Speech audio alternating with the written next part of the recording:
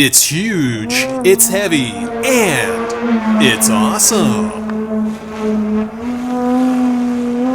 Hey there, I'm John. This is Two Brothers RC, and this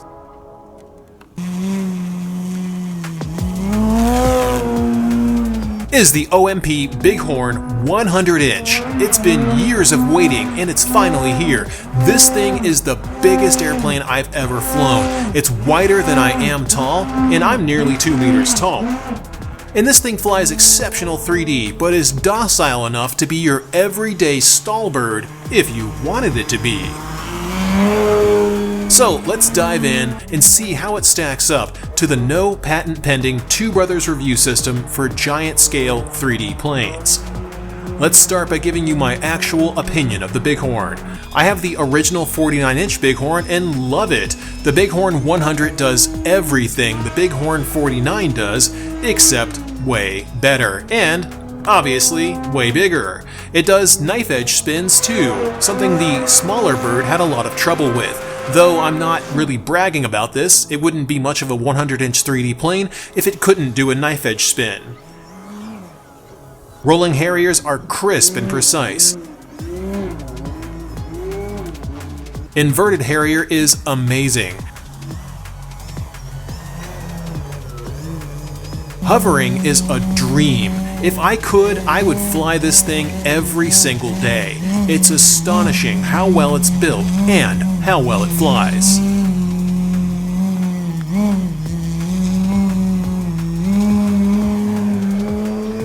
Let's kick it off by talking maneuverability. The Bighorn isn't prone to stalling randomly while flying it as a 3D airplane. Now, I've flown 3D planes that have a bite to them when you're maneuvering, and it's not fun. No plane should be prone to accelerated stalls at this scale, and this one certainly isn't. Pass. You can aggressively throw this thing around and it will do what you tell it to do.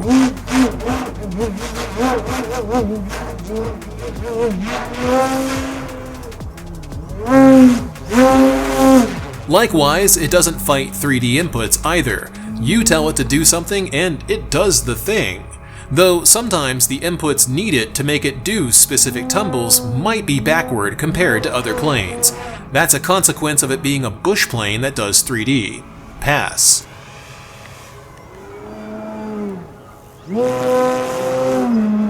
The absolute unit of a motor in this thing is a Sunny Sky 40cc 190 kV 12-cell power plant. This thing is nuts. It's loud and incredibly powerful. It has plenty of thrust to pull out of a hover, and it'll haul the plane around rather quickly for its size and weight. Pass.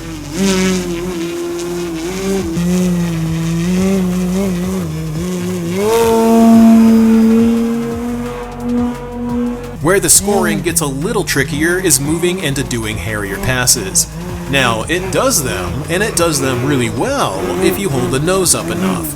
It tends to wing rock a little if you're not getting the nose up there. If you want Harriers to be totally stable at lower angles of attack, aka not having to hold the nose up a lot while doing it, use a flap to elevator mix and make the flaps pop upward as you pull the elevator stick.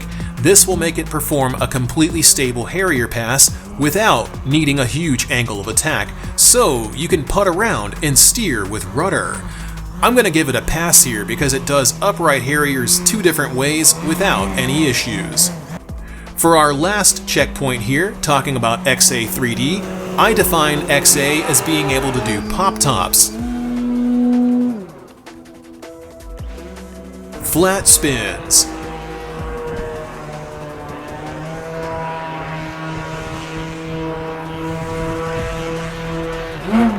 crankshafts, blenders, knife edge spins, and other maneuvers where the tail really whips around violently. The Bighorn 100 is not only bigger in this regard, it's also hornier than the 49. Might as well call it the Bighorn 69 because this thing f***s. Seriously, it's awesome. The Bighorn 100 passes with a 5 out of 5 in this section. Moving into flight time and speed, a new category for us, the scoring for giant scale 3D maxes out at 7 minutes plus. If it hits 7 minutes, it's good to go and gets a 5 out of 5. I initially thought the Bighorn would only score a 3 out of 5 here, aka only 5 minutes of flight, because I was flying it on SMC 4400 and CNHL 4000 packs to keep the wing loading down. Then I realized I was flying it on the wrong class of battery and swapped it out to SMC 6700 HV2 packs and Hobby King Bolt HV 7500 packs.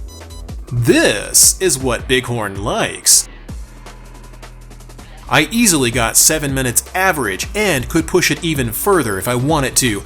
That's a pass with 5 out of 5 here. KMRC model, best known for their afterburner units, sent over a GPS speed device that I figured, hey, why the heck not? Let's throw it in and see what happens. The Bighorn tops out at 85 miles per hour.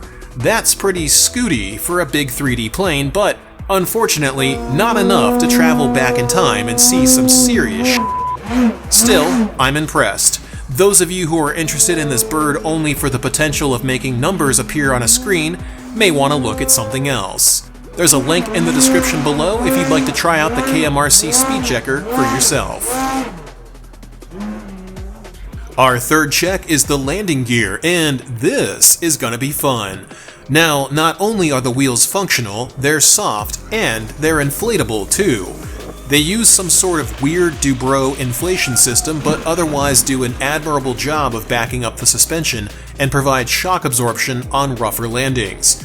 Bighorn passes these first 2 checkpoints. Where I am going to pass it, and where you may disagree and think that I should have failed it, is that it has beefy suspension, which actually operates very well. Now before you ask me why would I even have a problem with that, our checkpoint doesn't look for suspension on 3D planes like this. What it looks for is stiff suspension, which minimizes the chance of prop strikes, which would damage the motor box. Given the spirit of this checkpoint, because you don't seem to have to worry about prop strikes the way the gear is set up, I'm going to go ahead and say that it passes, because it does what I think it should do, which is prevent prop strikes on landing, and also helps dissipate shocks to make the plane last longer. The gear is both lightweight and it requires minimal maintenance. You're going to want to use threadlock solution on the machine screws when you install the gear, but otherwise you won't need to do anything to them. Bighorn earns a 5 out of 5 in this section.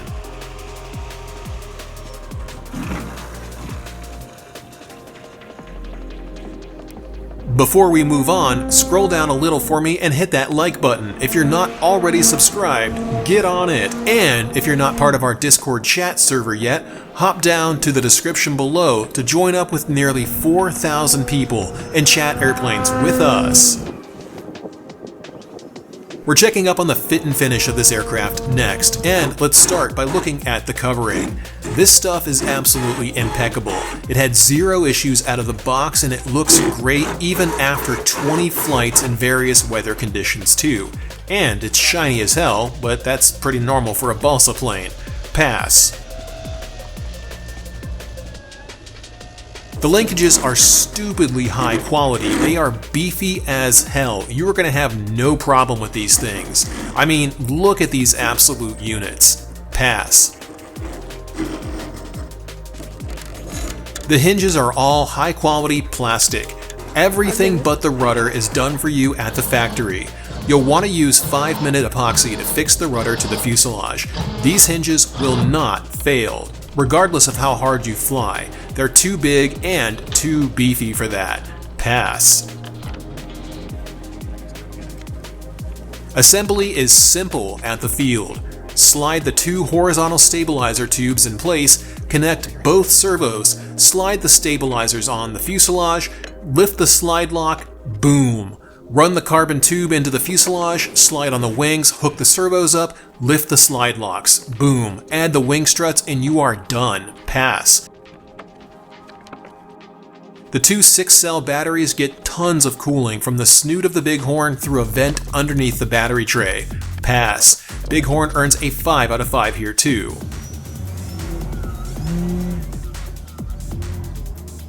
Our final checkpoint is avionics and lighting, and let's start by looking at the quality of the installed servos. This thing runs huge sunny sky servos that are fast, precise, and very strong. They sound amazing on the ground and have all the throw that you could want.